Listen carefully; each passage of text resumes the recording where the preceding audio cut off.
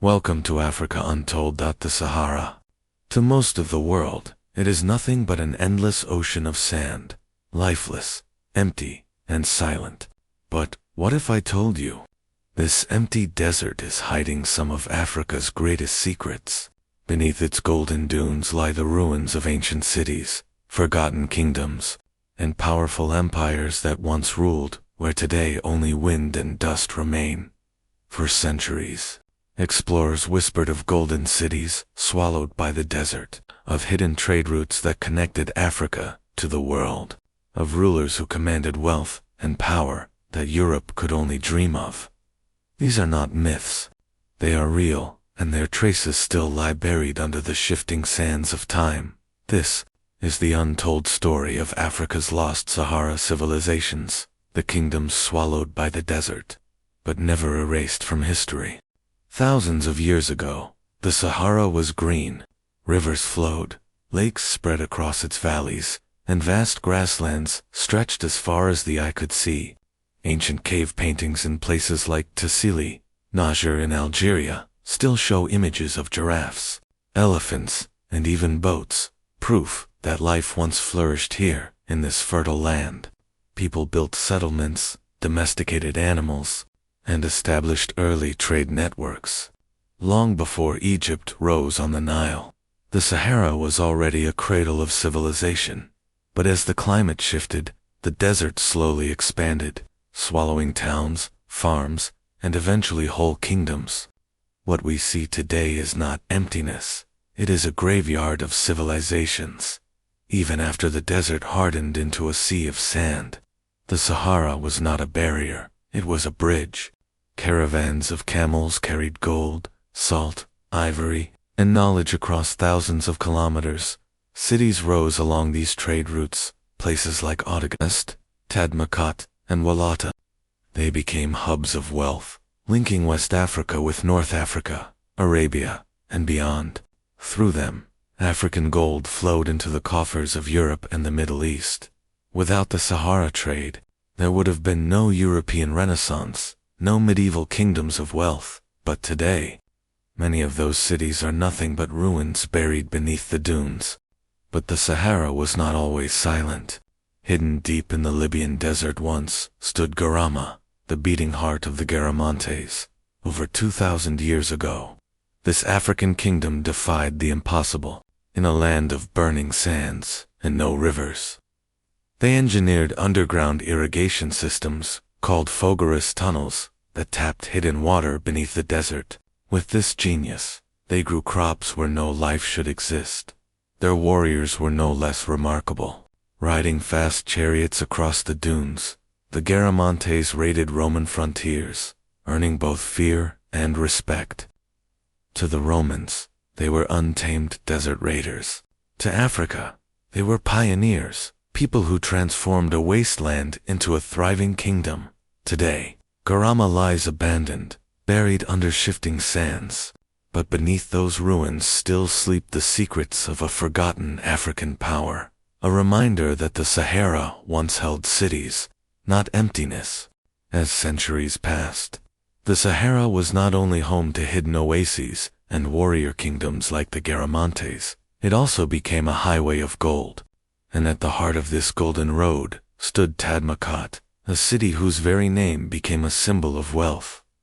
In present-day Mali, the ruins of Tadmakat still whisper of its greatness. Long before the rise of the Mali Empire, when Mansa Musa's name had yet to echo across the world, Tadmakat was already known as one of the wealthiest Saharan trade hubs. Caravans stretched for miles, loaded with salt, ivory, and, above all, gold dust, the treasure of West Africa. Merchants from North Africa, Arabia, and even distant Europe braved the harsh desert to reach its markets. They carried silks, horses, and glassware in exchange for the riches of Africa. Its mosques rose proudly, echoing with prayers in many tongues: Arabic, Berber, Sinic, and Mand.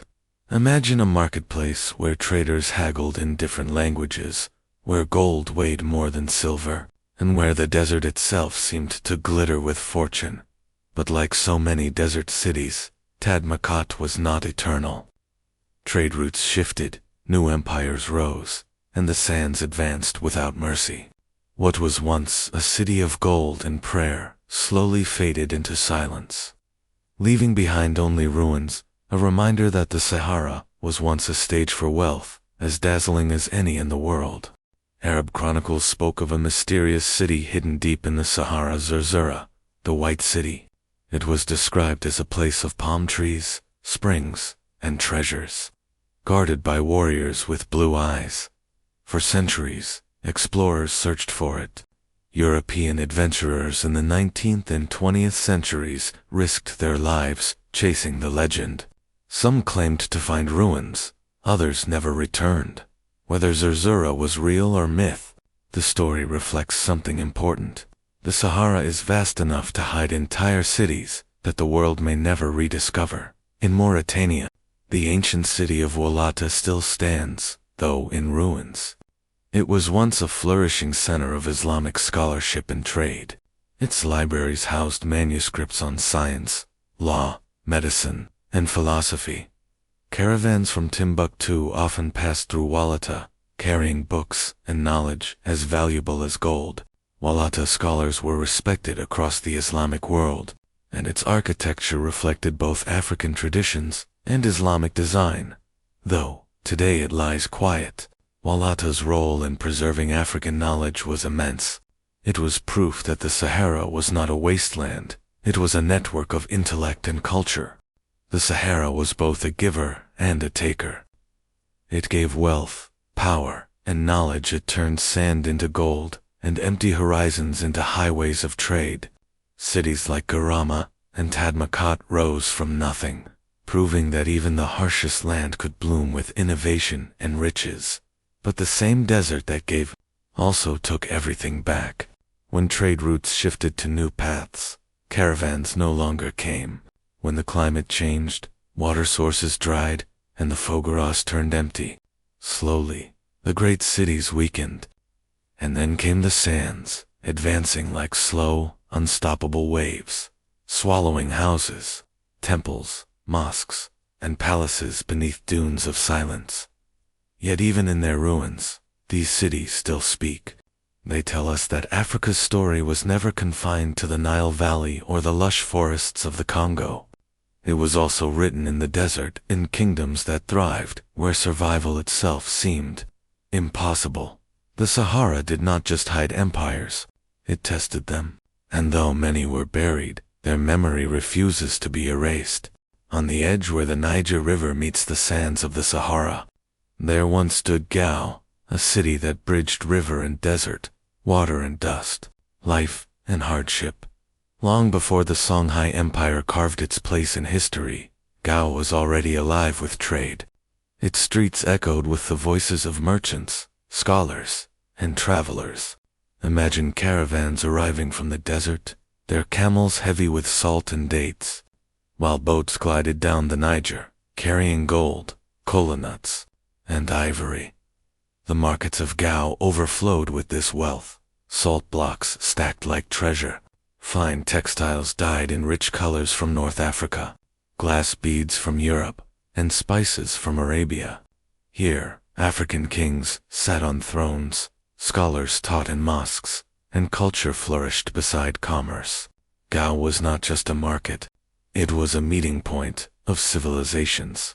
But, like all great cities of the Sahara, Gao too faced the desert's test. As empires shifted and power moved elsewhere, its brilliance dimmed. The sands crept closer, trade routes changed, and the once bustling capital faded into silence. Today, Gao survives in fragments, ruins of ancient walls, echoes of mosques, and the oral traditions of its people. Yet its story remains proof that Africa's greatness was never hidden. It simply waits for us to remember. From Gao, if a caravan pushed further west across the dunes, it would eventually reach Awdaghust, the jewel of the desert, located in present-day Mauritania. Awdaghust dazzled travelers for centuries. Arab chroniclers described it as a city where gold dust was as common as grain, where markets brimmed with wealth, and where merchants from every corner of the Sahara converged. It was more than just a stop on the caravan routes. It was a crossroads of worlds. From here, goods flowed north into Morocco, Spain, and the wider Islamic world. In return, horses, silks, and luxury items arrived to enrich its rulers. Awdaghust's elite grew powerful by taxing this endless flow of trade, while its citizens built sturdy stone houses, many of which, remarkably, still stand against the desert winds today. But the Sahara's fortune is never permanent. As new centers like Timbuktu rose to dominance, the caravans shifted their paths, leaving Awdaghust behind. Slowly, its streets emptied, its markets grew silent, and what was once a glittering hub became yet another victim of the desert's long silence. Yet even in its decline, Awdaghust reminds us of a time when the Sahara was not emptiness, but a living network of cities, each one a jewel shining in the sand. But the desert hides more than just the famous names of history. Scattered across Niger, Mauritania, and Mali are the stone skeletons of forgotten towns, clusters of walls, houses, and fortresses. Their builders lost to time. Some of these ruins are so ancient that no one truly knows who built them. Were they the work of Berber traders carving out settlements along caravan routes? The foundations of early black African kingdoms rising in the desert? Or perhaps the last traces of even older peoples who lived here thousands of years ago, when the Sahara was still green and fertile? Whatever their origin, these stone cities shatter one of the greatest lies told about Africa, the myth that the continent had no history before colonization. Long before Europe's castles stood tall, Africa too had cities of stone, rising defiantly from the sands. They were centers of trade, culture, and resilience, proving that the desert was never just emptiness. It was a stage where civilizations rose and left their mark in stone. And though many now lie in ruins, half buried and nameless, their silent walls still speak. They remind us that Africa's story is far older, far richer, and far more enduring than the world was ever taught to believe. The Sahara's lost cities were not only places of trade, prayer, and learning. They were also fortified by armies of the desert. For every caravan that carried gold, salt, and ivory, there were warriors, ensuring that the roads stayed open, and that wealth flowed safely through the sands. The Garamantes, those desert pioneers of Libya, rode swift chariots across the dunes, striking fear into Roman frontiers. Their speed and knowledge of the desert made them almost untouchable. The Berber tribes that rose later mastered cavalry, their horses trained to endure the harsh Sahara and charge with terrifying force. They became the guardians of routes stretching from Morocco to the Niger Delta, and when great empires like Mali and Songhai emerged, they raised desert armies unlike anything the world had seen. These forces could march for weeks across endless dunes, carrying with them not only weapons, but also the authority of kings who ruled lands rich in gold. It was these armies that defended markets like Tadmuk, Gao, and Awdaghust, turning them into safe havens for merchants who traveled thousands of miles. Without them, the caravans could not have survived the dangers of raiders' hunger or the merciless desert. Their discipline and strength guarded a wealth so immense that European chroniclers later called West Africa the land of gold. To them, Africa was a land overflowing with riches. To the Africans themselves, it was the reward of courage, unity, and the power to tame the desert. Why did these cities vanish? The answer is not simple. Some were swallowed by shifting dunes. Others fell when trade routes changed or rival empires rose. Climate change played its part too, turning once fertile valleys into wasteland. But perhaps the most powerful reason is silence. When Europe colonized Africa, it erased or ignored these histories. Instead of acknowledging thriving African civilizations, colonizers described the Sahara as empty. In truth, it was never empty. It was full of life, knowledge, and power. Today, archaeologists are only beginning to uncover the Sahara's secrets. Excavations in Libya, Niger, and Mali reveal networks of irrigation, tombs, tools, and manuscripts. Satellite imagery has even revealed outlines of ancient rivers and settlements buried under dunes. Every discovery rewrites what we thought we knew about African history, and yet, much remains hidden. Beneath the sand may lie entire civilizations that will one day change how the world understands Africa. Though buried, the Sahara cities live on. They shaped trade that enriched Africa and the world. They safeguarded knowledge that influenced science and culture across continents. The salt of Awdaghust, the gold of Tadmakat, the libraries of Walata, the irrigation of Garama. These are Africa's gifts to humanity, and the desert itself, far from being empty, is a monument to resilience, proof that Africans built empires even in the harshest land on earth. The Sahara may look silent, but it is not. Every dune hides a story. Every ruin whispers of kings, queens, merchants, and warriors who once called the desert home. Their history was buried, not just by sand, but by centuries of neglect and colonial lies. But Africa remembers, and now the world must remember too. If this story moved you, don't let it disappear like those lost cities. Support the mission to tell Africa's untold history. Like this video, share it with others, comment your thoughts, and subscribe for more stories that history tried to bury. Because together, we are digging the lost voices of Africa out of the sand and bringing them back to life.